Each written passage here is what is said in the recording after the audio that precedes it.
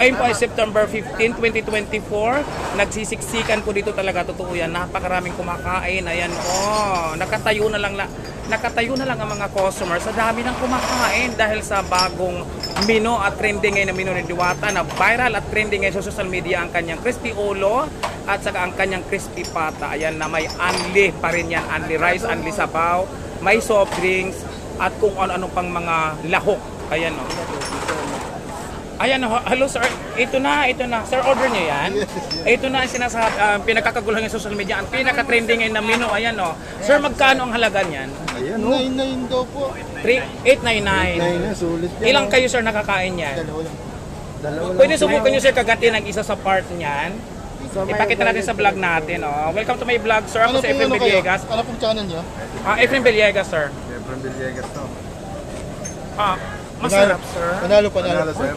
Sulit yan sa dalawa, sir. May take out pa kayo dyan, pwede pa. Ano masasabi niyo sa bagong menu ni Diwata sir? In-order niyo na crispy ulo. Masarap. Panalo. Ano, worth it ba sa price na 799 o 899?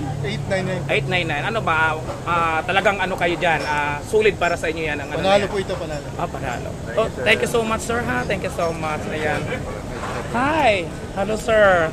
Efren Villegas, Kilala niyo ako? KBR TV. Ay, oo, napapanood kita. KBR TV. Siyempre. Hello sir, welcome to my vlog. Ayan Welcome din, sir. dahil mga So, vlogger welcome po kay Rene Vlogger rito. Ayan si Renia Blanca rito. Ngayong kambal ko. Rene rin to eh. So ito ang sitwasyon dito mga kasos ng September 25, 2024. Kung mapapansin nyo, nagpakatayo yung mga customers dahil napakaraming tao, nagkakagulo, siksikan.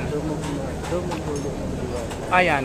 Kung mapapansin nyo, muling dinudumog ngayon ang parisan ni Diwata dahil sa kanyang trending na menu na crispy pata at saka crispy ulo.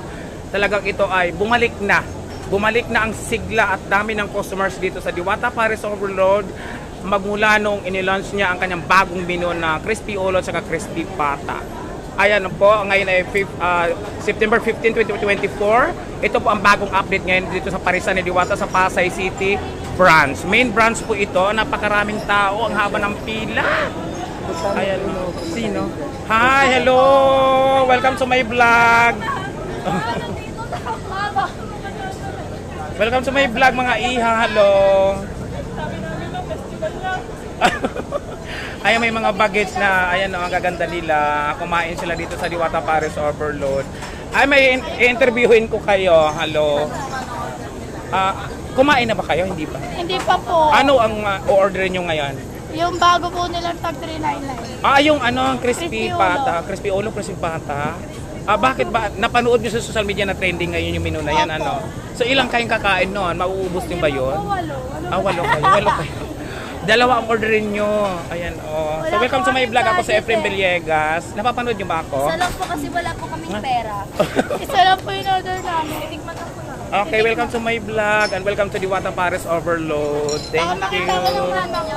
Papapanood nyo ito ha. Ano